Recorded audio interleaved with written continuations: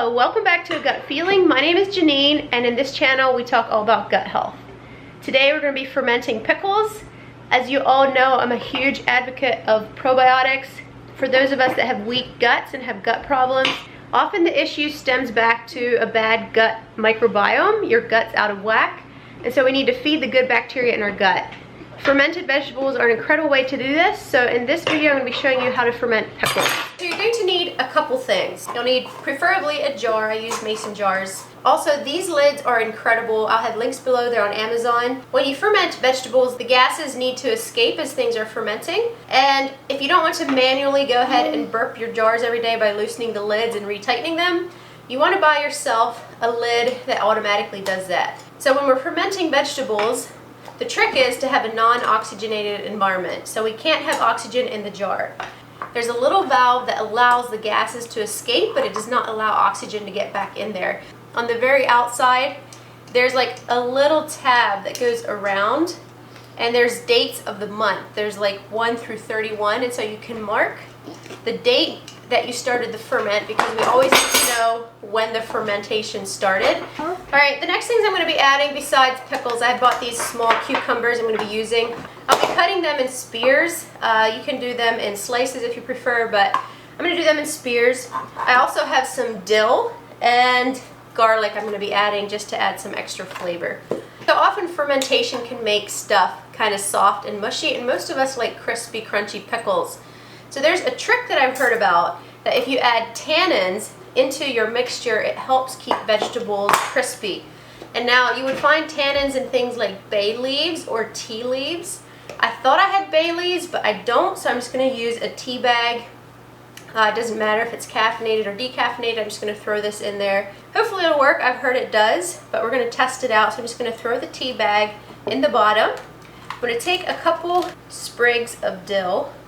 Here's Anna, do you want to put it in the jar? Mm-hmm. You'll put that in? Okay, put it in the jar. We'll put that at the bottom. I might add a few more later. And for now, I'm just going to be adding 2 cloves of garlic.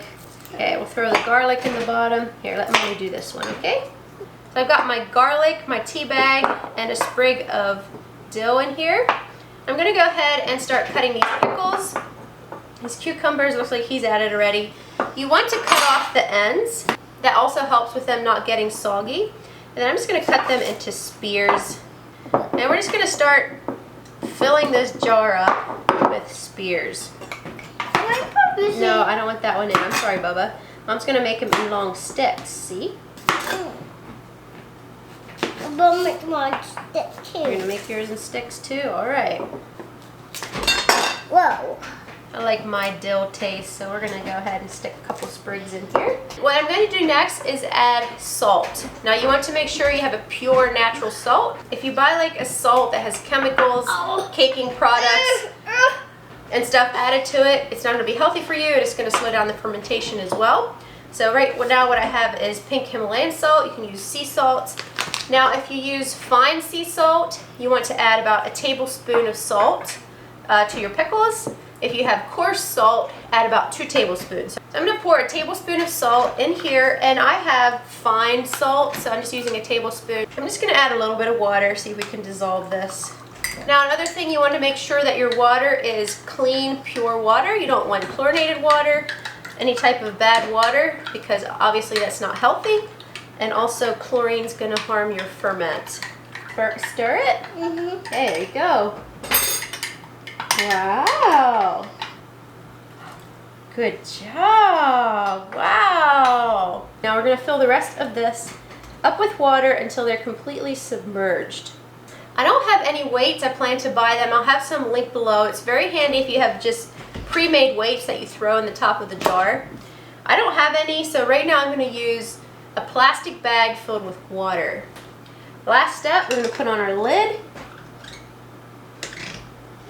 And now, today is the 24th, so to remember that, I'm just going to move this to the 24th, because that is when the fermentation started. Now I'm going to let this ferment for about 2 days, and then I'm going to open it, taste a pickle, see how I like it, and continue that way. Some people will start eating them after 2 days, some people will wait a week or 2. So So it's all up to you and your preferred taste. Obviously, the longer they ferment, probably the better they are for you. By eating fermented vegetables, we're getting a huge amount of probiotics, and this is so healthy for the gut. So if you haven't done any fermentation, go ahead and start now. It's very easy to do. We'll be checking back to see how they taste here in a couple days, and I'll let you guys know. Alright folks, it has been 6 days since I did this batch of pickles. This is my first batch of pickles. I tasted them earlier and I didn't really care for them, but it's been about 6 days now and I'm going to try them again. So let's see how they turn out here.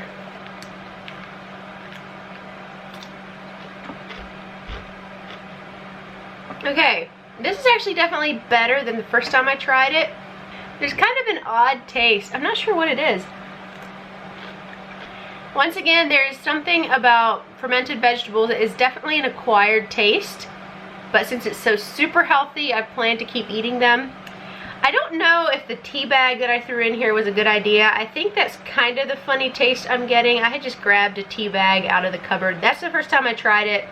I had heard about the tip elsewhere. Next time I hope to have bay leaves to add to this to help with the crunchiness and the crispiness of pickles, because this definitely does still have a little bit of crisp and crunch. So it's been about 6 days, and I would say the texture and taste is about perfect, despite the fact that I think it's the tea bag that's giving it a little bit of an off flavor, so be careful with that. Maybe just add 1 sprig of dill. I did a little bit too much dill. And I think I would also only add 1 clove of garlic and a very small amount of dill, maybe a sprig or 2 of dill.